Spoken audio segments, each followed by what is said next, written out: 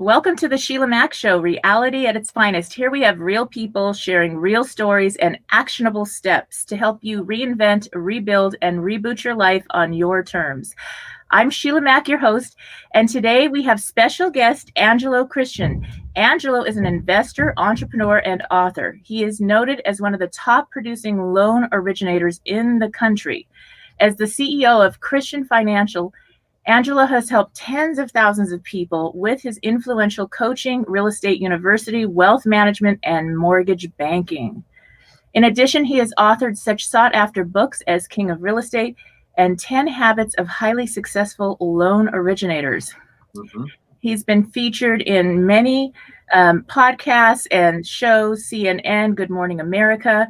He grew up in an interesting and adverse environment which included poverty, homelessness, health issues, and being overweight.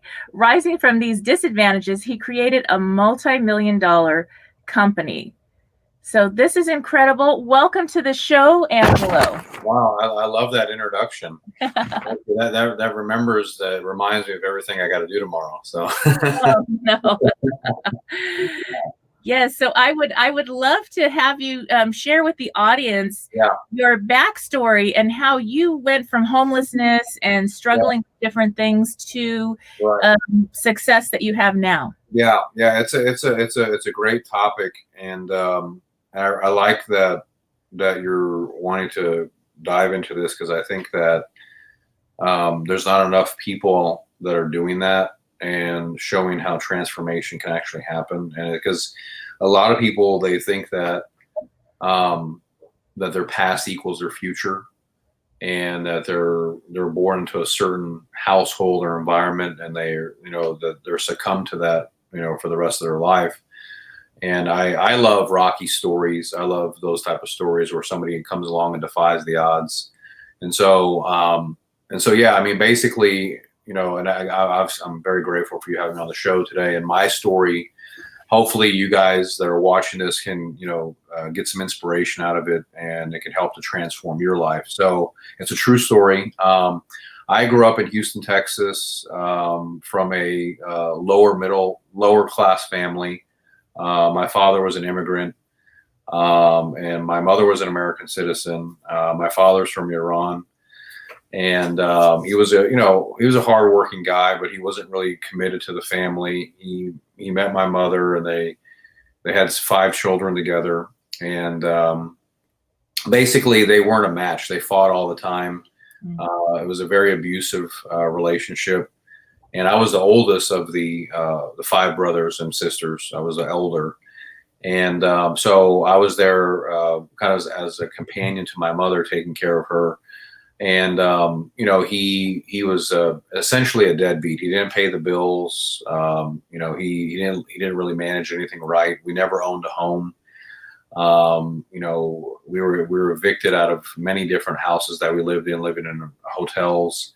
And on top of that, I was also morbidly obese when I was a child, since I was born, because of him. In their culture, they really, the way he was brought up, they didn't really have a good child development with feeding the children. So I was overfed and I overate. And so, I was, when I was 10 years old, I weighed 200 pounds, as a little boy. And so I got picked on really bad and beat up in school. And I was bullied very bad in school. So, and that was the kind of life that I had. I mean, basically, so the reason why I'm painting this picture for you guys out there that are listening, because I want to take you back to that time so you can kind of see what I was dealing with mentally, psychologically, emotionally, living in hotels, living in cars, seeing my dad beat my mom, he was addicted to drugs, and then getting beat up at school. So, and then I dropped out of school when I was in the 6th grade. Because I couldn't handle the teachers, the coaches. They would abuse me and bully me. Back in the 80s, it was much more predominant than it is today.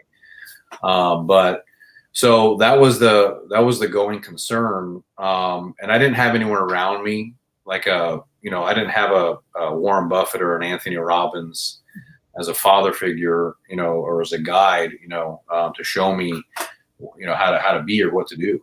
Right. This was my norm. This was my environment. So I got up to, at 17 years old, I weighed almost 400 pounds. Wow. Had a heart attack.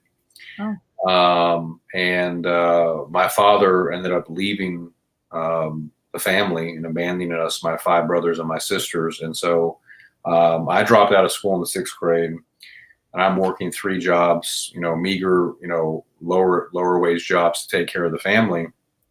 And we're living in a weekly rental and just living day by day, and that was my life for a few years. And what finally happened, Sheila, this was when I was about 18 years old. A few things happened. We basically, the only car that we had ended up getting repossessed because we couldn't afford the payment. And so I ended up having to walk to work. It was 7 miles one way. I worked for Romano's Macaroni Grill. Back in the day, there was an Italian restaurant called Romano's Macaroni Grill, and I was a line cook there. And we were staying at a weekly rental, and I had to, again, walk 7 miles one way. And so that was my life, and I just didn't see any way out of it. Right? I'm a dropout. I'm making $10 an hour. My mom's a waitress at Olive Garden. I got 4 brothers and sisters. They're all out of school. They're living in this little hotel room. And I didn't, that was my future. And so basically, a few things happened at that time. Essentially, I hit rock bottom. Looking back at it now, I can say that. And I really did. No car, no future, no money, no health. And there was a couple things that happened. I guess it was maybe God or spontaneous. There was a girl that I was really, really attracted to. And at that time, and she was one of my best friend's older sister, and I really, really liked her a lot. And I knew deep inside, that she would never want to go with a guy like me because of the way I looked. That's how I perceived myself. So I got enough motivation from that to start exercising. And in addition to that, the movie Rocky has been my favorite movie for my whole life. Rocky 1, 2, 4. And when I was walking home one night from work, the Rocky song "No Easy Way Out" came on. It's from Rocky 4. I don't know if you've seen that movie, but you should watch it. If you guys have not seen that movie, you should watch it. It's when Rocky fights the Russian, and the Russian kills Apollo Creed. And that song by Robert Tepper comes on, "No Easy Way Out." You got to listen to that. And anyway, I was walking home, had my Walkman on, and it was just like a lightning bolt hit me. That I'm 400 pounds, so I can't walk. I can barely walk, and I start running to the music. It was like just this massive burst of adrenaline that came inside of me, and I never ran before in my life, And so I start running to the music, and I ran it was midnight. Getting off from the restaurant on the weekend, and ran all the way from the restaurant to the hotel, 7 miles, and then from there, I fell in love with exercise and running. I became a runner. And so that was happening the same time that, the sexual attraction to the female species. And so that was the motivation. And then basically the catalyst to take me to the next level was exercising, and then getting into a routine with dieting, eating the proper foods. It was that I needed that little catalyst right there. So I started to exercise. Essentially what happened was all the weight flew off in a year. I lost 200 pounds. And then everything started to build a momentum. Hey, you got to get into school. You got to get your education. So I went and got my GED. Then I went to enrolled in University of Houston, Bauer College of Business for finance and economics. Then my confidence is building. So this is slowly starting to build. And so inevitably what ends up happening is that I, go to school for finance and learn, how the markets work, mortgage banking. So that's the backstory, Sheila, of what happened, in the last, when I was, an early adult, young teen. Wow, I think that's incredible, and it's so interesting. I was also homeless from 10 to 13, and then went to foster care 13 to 15, and then emancipated and went to college early. So it's something that happens, and it's interesting that you are working in the home field or home and business where you're helping people with mortgages now because you didn't have a home. Right. And you're helping other people figure out how to actually get a home at some point. Yeah.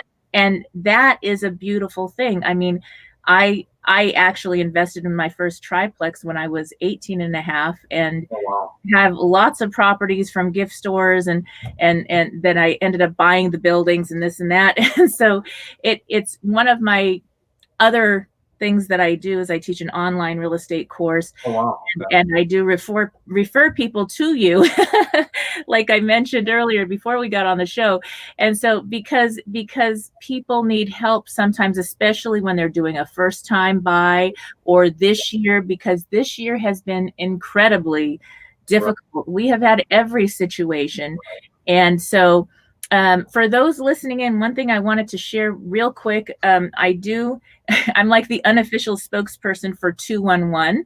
And so if you're listening and you are in one of those situations where you're homeless, or you're struggling with rent, maybe you might be getting kicked out, or maybe you're struggling to pay your mortgage, there's different options out there. But if you go to 211, Google 211 and your state, you will find a list of resources: food banks, housing help, how to get out of the rock bottom when it's really, really difficult and get back on track.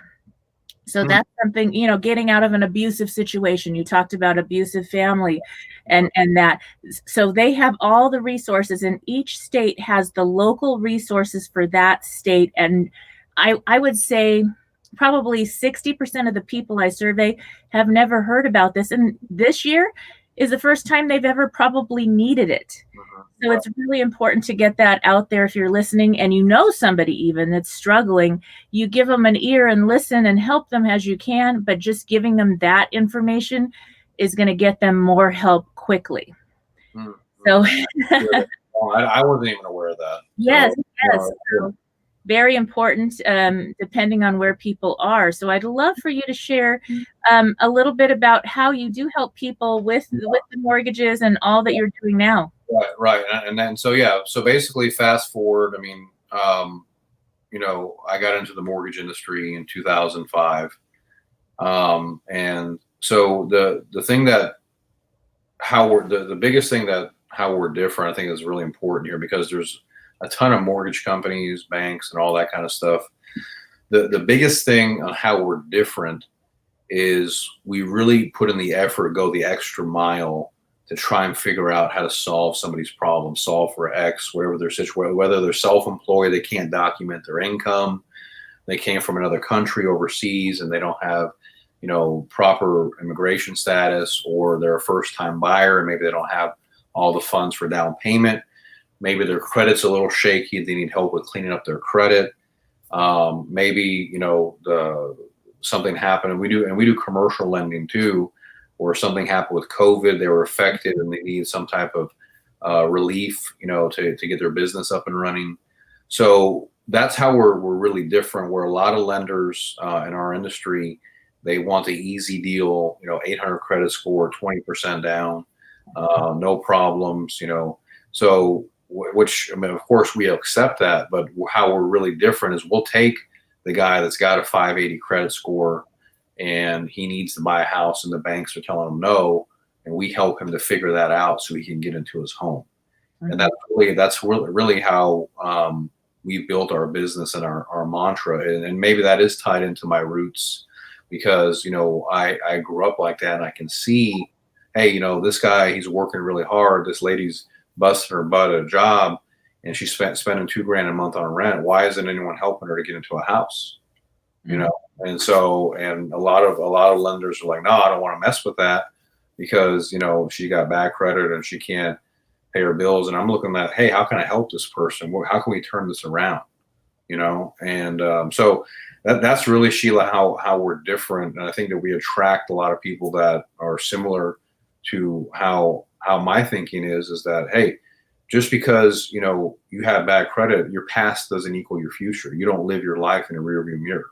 Yes. And I've always believed that, because I looked at my own life, and if I don't help the people, if I don't help my people, then I don't believe in me. You see, because I was that, and people can change, they can transform if they really want to. Right. Yes, I totally understand that. And that's what I thought. That's why I refer a lot of people, especially the first time home buyers, to your programs, because they do not know how to get a loan, and the banks turn them down in a minute, and then they give up, but they're paying double for rent what they would for a mortgage sometimes. And it's ridiculous, because how do they ever get ahead? Right.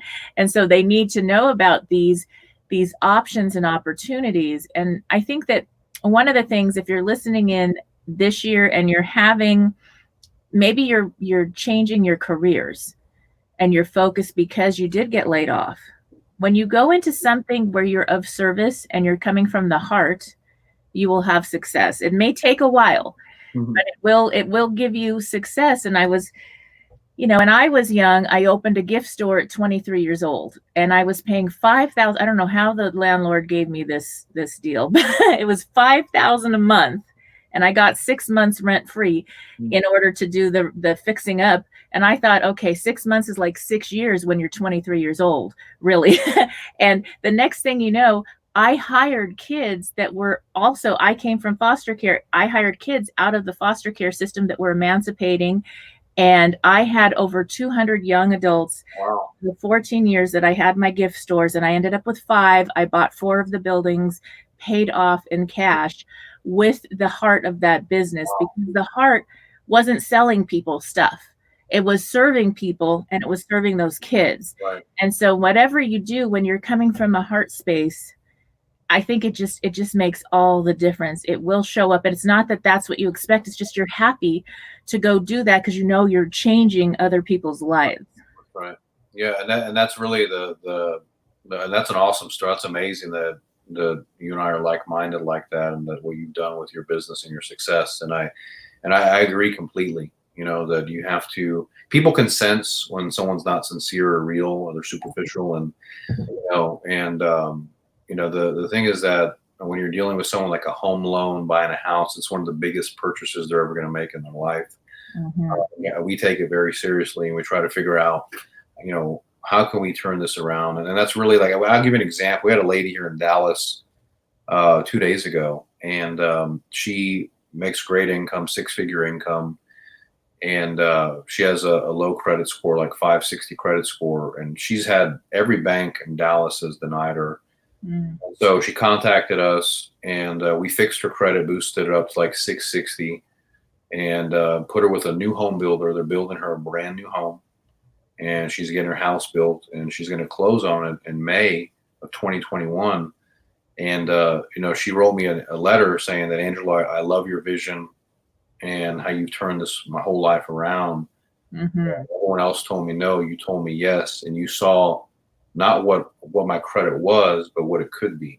Yeah. And you helped to make that transition. So, and that's really what we do, And so, we are a for-profit company, but we still try to go the extra mile, put in the effort to help people.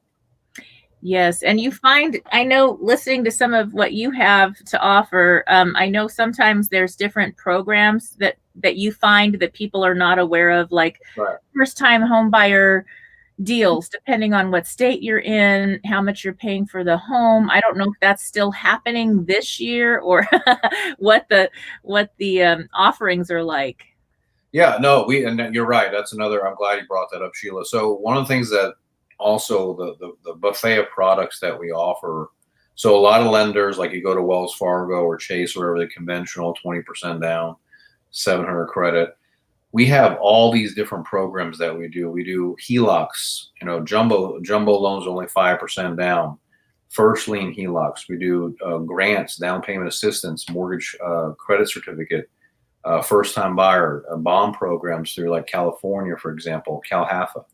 I mean, we do construction loans, we do commercial investor lines of credit, business loans, SBA loans. And so we really try to figure out, pretty much if a customer comes in our door, can we cater to them? Can we service them? Does it make sense? Can we help them? And for a lot of lenders, they don't think like that. Well, they're like, hey, you don't have 20% down, get out of here. I can't help you, that type of thing. And I'm like, look, I mean, it's an opportunity. Try to help them, try to figure it out, create the products. You have to be very innovative on product creation, find the products and deliver it to the market to help these people.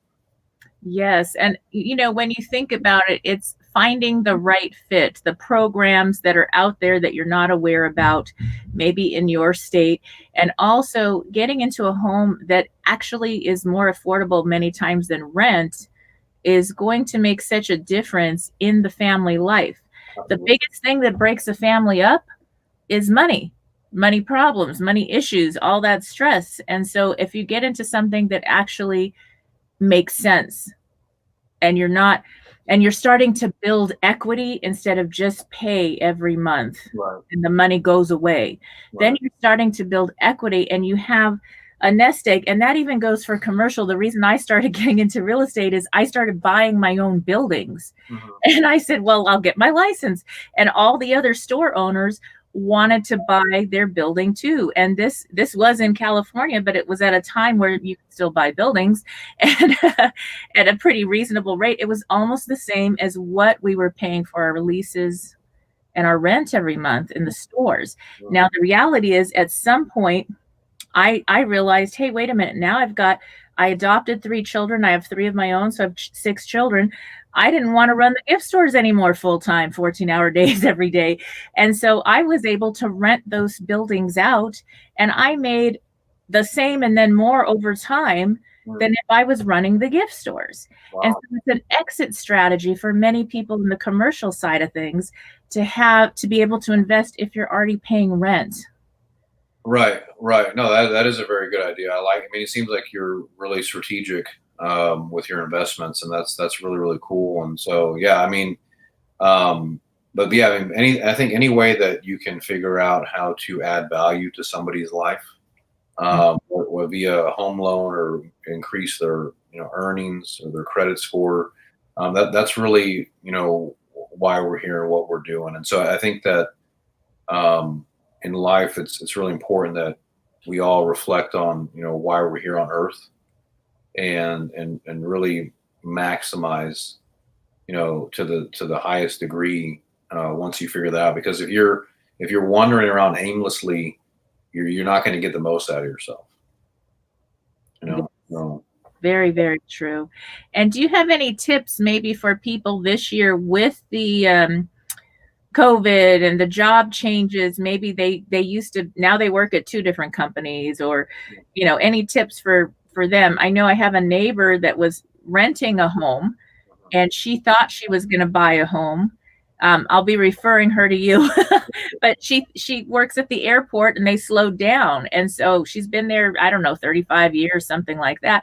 And now she's also doing some other part-time job, and she wasn't going to get in. She had to give up the home that was a new build, was getting into. And so this was going to be her first time buying a home.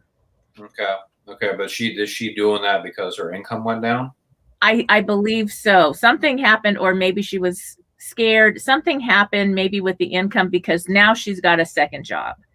And of course, things are finally picking up at the airport, so she's getting more hours there again. Yeah. But she was supposed to close, I think, March or April, right when everything hit, and I think her hours got completely, so. Right, and that's happened a lot right now. So, I mean, a few things. I mean, what we're allowing, if somebody is going back to work full time, and we can, get just a letter from their employer verifying that they're back to work full time, we'll be able to go off of that future income. Because normally when you're getting a mortgage loan, they go off of historic earnings. And if someone's out of work for 5 or 6 months, it's going to be really hard to qualify them. So we'll even plug in unemployment income. Mm-hmm. We'll let them, have the employer tell them, look, we just hired this person and we project they're going to work 40 hours a week at X dollar amount. So we'll go off of those earnings to qualify them.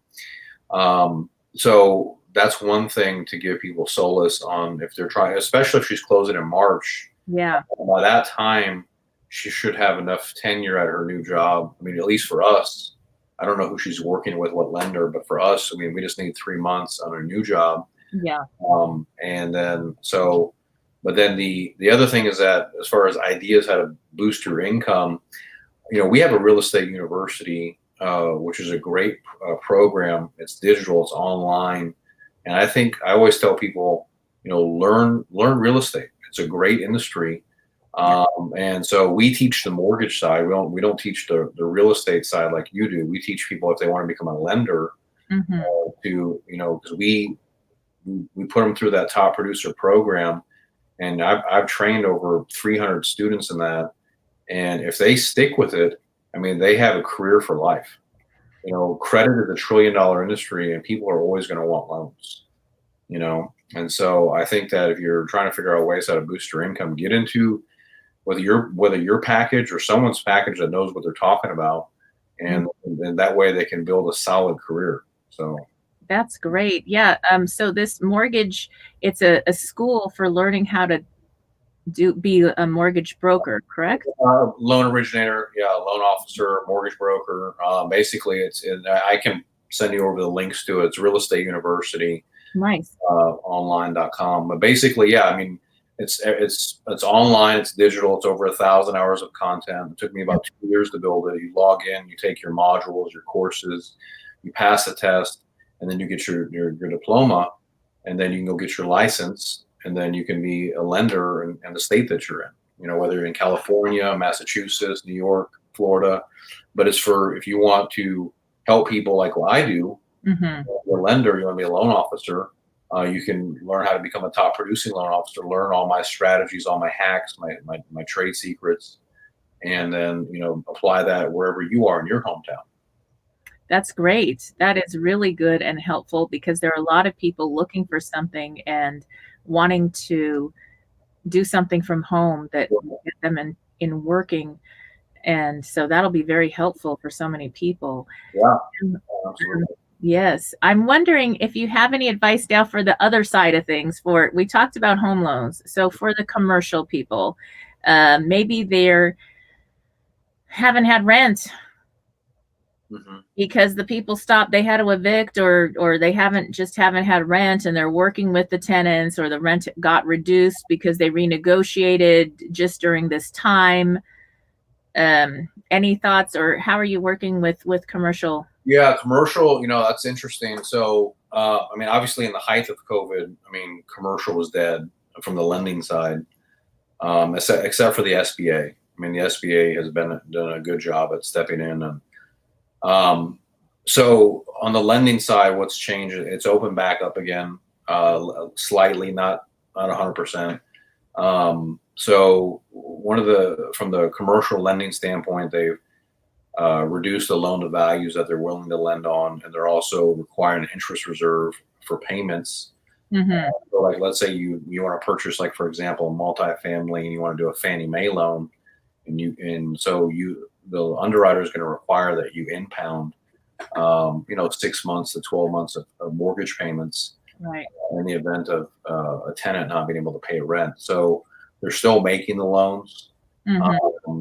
But the thing is that they're going to have that. Now, they'll, after a year, if they see that you're making your mortgage payments on time, they'll release the interest reserve back to you, which is good.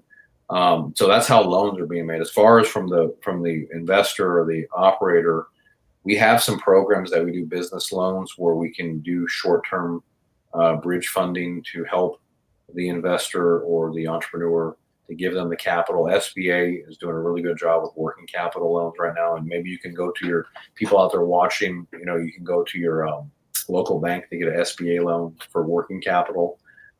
They are actively, there was the PPP program, the EIDL loan. So the SBA is doing a really good job at that. And then I just, the other part, I would say, just let's see what happens, in the next, in the next 90 days or so, with our new president. So, or next year rather. So, what the plans are for next year. I mean, because I'm not really sure how that's all going to unfold. Yes, we're not being political here, but it is the way it is, and it does affect things depending on who's in and what their plans are. Yeah. So that is really interesting. Now, for those people that are wanting to invest, maybe they're first time investors, or maybe they're going from a triplex or something small and they want to do an exchange into something larger. Do you have advice for those? Yeah, we do. We work with a lot of, that's a lot of our business is investors. Like we're a Fannie Mae lender, so a lot of investors come to us for multifamily. We also do construction loans, lines of credit for investors that want to build or do fix and flips.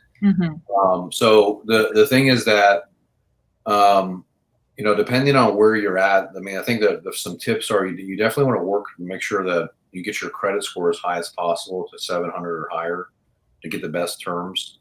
So work on that. If your credit's not there, let's get the credit up. We can help you with that, or you can do it yourself or hire somebody. Build up your liquidity. You want to get your liquid assets as high as possible, because underwriters are really concerned about, if someone doesn't have a lot of liquidity. Now, you may say, well, Angelo, I don't have a lot of money. That's fine. But you can syndicate capital with other investors. I'm sure that you do that, or a lot of investors. You can pool your money together. I have a client that's buying a $3 million multifamily here in Houston, and he needed $600,000 for the closing. He only had $400,000. He was able to pool together in a limited partnership and giving them a preferred return of 10%. He was able to bring the other $200,000 to the table. So they had security interest in the asset. So you can always reach out, whether it be a crowdfunding or some way to syndicate money, if you find a great asset, and have shares or equity in that project. So I think that don't let money be the thing that's holding you back. But I think networking, there's a lot of REIAs, right? And going to those REIAs and networking and meeting people, like your show or your group or your world. And the powers in the networking, and then sooner or later, you'll get into bigger and bigger deals. But yeah, if you want to, if you if you want to make big money, you have to get into bigger deals. Yeah, 1031 exchange is kind of my thing. I did a lot of buy and hold. I never was a flip person myself personally, but I always made a great return on everything. And you have to know how to buy too. So if you're starting out and just getting into investing, to know how to look for the properties that are right, work with an agent that actually is going to help you and guide you and give you more examples and real numbers. Make sure you check all the numbers, not just what you're told, but actually get estoppels, sign certificates of proof of rent, get the leases. If you're having a multi-unit, there's a lot to look into. Is the area rent control, depending on where you live? What are the rules and guidelines where you're buying? Because you may think, well, I can just raise the rent, and maybe you can't. Right. And so there's a lot of things to look into and consider when you're just starting out to invest. That's when you can make the most money if you invest properly. Right. And you can also lose the most if you don't. Right. So it's really important to do that. I agree. Yes. Yeah, good call. Yeah. So let's see here. What I would like to know is, all right, so let's say you're a young person and you're like, okay, I'm finishing college. I finally got a first job. I don't want, I have a kid that she's saving up. She's home again because the dorm's closed, but she's saving up. She wants to buy her first place. She doesn't want to pay rent. And, she's back. She liked the dorm, but she had a scholarship and now she's home because they're closed. So for younger people that want to prepare for the future that isn't quite clear right now, do you have any suggestions for that? In terms of buying, or yeah, preparing to buy, prepare if they want to invest. Well, yeah, I mean, I think that one of the things that we do a lot of with millennials, like first-time buyers, depending on obviously the state that they're in, is we use the FHA to purchase like multifamily. Yes. We're Yeah. seeing a lot of, we do a ton of that, even for veterans. So you guys may not be aware out there. So a lot of people think when you're buying multifamily, you have to put 20% down. It's a bank loan. The FHA will go up to 4 units, and so will the VA. Veterans can get 100% financing with a 4 unit. In California, that's over $1 million property with no money down. It's great. Yeah, it's an incredible program. And then the FHA, if you're not a veteran, you only have to put 3.5% down. In some parts of the country, like California and New York, I mean, it's available nationwide, but I would say interest rates are very, very low right now. And I would be, from what I'm seeing with my clients, that's what they're doing a ton of right now is multifamily, duplex, triplex, quadplex. Exactly. And they're basically having the tenants pay the mortgage for them. Exactly. Yes. So I would be all over that. Yeah. If I was a millennial myself going back, and I was, because I didn't know that when I was 25 years old. I didn't know about that. And I found out about it obviously later getting into the industry. But that's a great way, I think, and the other thing is too, is that when you qualify for the loan, the income that's coming in from the other units, you get to use that for the basis of your income qualification, so it makes it really strong, because then you might make $5,000 a month from your job, but then you're collecting $3,000 a month rent. Now you have $8,000 a month in income. And you got write-offs. I mean, appreciation write-offs. I mean, there's so much. I mean, so I would advise her and anyone else out there, look into using these government programs. And then we can also help you to stack that with closing cost assistance. You can get all the closing costs included. That's incredible. That is very good. And, when I was young, 18, I bought a triplex. And it had this little, I actually kind of built an illegal wall. I was so awesome back then, and had like a smaller unit that I was in the back house, and rented that one out partially to another like relative that needed a place. And so I was making, everything was paid for, and I was saving money right away. And the next thing you know, I owned it, and I paid it off really quickly. I did a lot of the sweat equity and all that, but I actually paid it off pretty quick. And then I did an exchange and I didn't really have a home until much later, because I kept investing. But then you just pay cash for your house. I mean, that's what I did at that time. I was able, and then I actually refinanced and had a HELOC that I used for other investing, over time. But that really made a difference. And because it's income property, then you can still do an exchange and save on taxes as well. I teach a lot on the 1031 exchange. So that, so you're saving a lot. I just figured, well, why am I going to pay rent? And so it does make a difference. So we will start going hunting for my daughter and her investment. I think that's a great. I just think it's a no-brainer, especially if she has your guidance. It's just probably going to be about deal hunting, finding the right deal. Yes, and that's actually the fun part. So yeah, you can that your buy is where you make all your money. Right. And then whether even a home that doesn't really produce income, you really want to shop around for something that's going to work for you as a home, but also as a good investment deal, not just pay the most. Right. Because it's I always get like the nicest home for the least and fix it up. I mean, my home actually doubled in price. Oh, wow. I bought it last year, the home I moved to. And, that was just luck of the draw. Well, that's wow. My main residence to Nevada and versus California, and it doubled because everybody's leaving California to go to Nevada. And I'm like, okay, that's cool, because I didn't know going to a different state what that was going to be like. I still just bought. I looked at probably 35 properties and got a model home that they needed to leave, and so it worked. But that's where you make the money. So apparently, we both have fun at this.